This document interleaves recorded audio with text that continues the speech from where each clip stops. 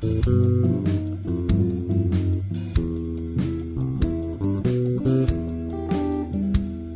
I'm Jon Liebman. This lesson was inspired by a subscriber from Brooklyn, New York, who said to me, "Jon, I've got a lot of your books. I subscribe to your online bass lessons, where I've been all through the scales and theory category, all over the soloing category, great information, but I'm having a little trouble applying all that knowledge and incorporating it into my overall musicianship. Can you help me?" Well, I think maybe I can. Let me give it a try. I call this lesson, What to Do with All Those Scales. Here we're going to play through a simple 2-5-1 progression, one of the most common progressions in all kinds of music. In this case, we're going to play it in C major. So our 2 chord will be D minor 7.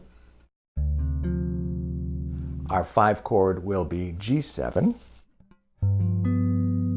And our 1 chord will be C major 7. Now, if you've studied any kind of improvisation, you were probably taught that over the 2 chord, in this case our D minor 7, one scale that tends to work very well is the Dorian scale. And over the 5 chord, in this case G7, the Mixolydian scale works very well.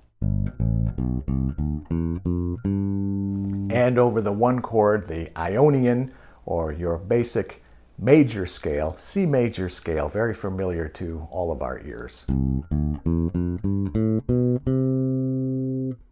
Now, here's the thing. As bass players, we are so conditioned to wanting to play the root of the chord as the first note in every bar, because that's what bass players do. In this case, however, we're technically not functioning as traditional nuts and bolts bass players per se. We're functioning as soloists, as improvisers. And you don't want to start the first note of every bar, every new chord, with the root of that chord. You can make your solos a lot more interesting otherwise, and that's what we're going to get into here.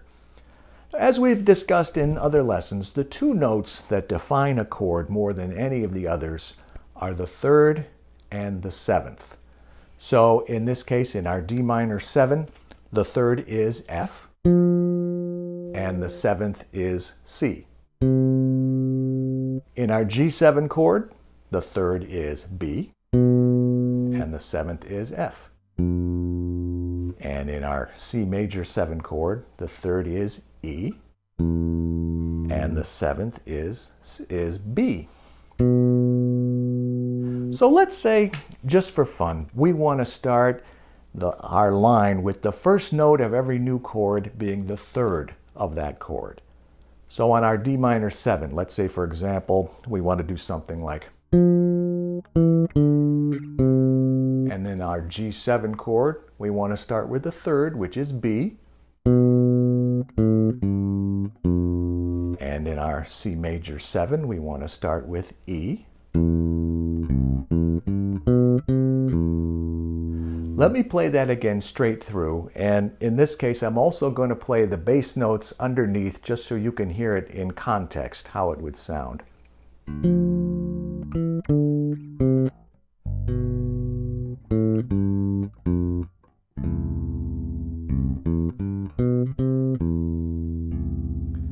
Now you don't want to get hung up on, oh, I've got to play these notes for this chord and I've got to play these notes for this chord. I mean, you kind of do, but you don't want to be bogged down into that kind of thinking. You want to develop a line. You want to play a solo.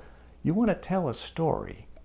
I've got 10 examples here that'll give you an idea of what we're talking about.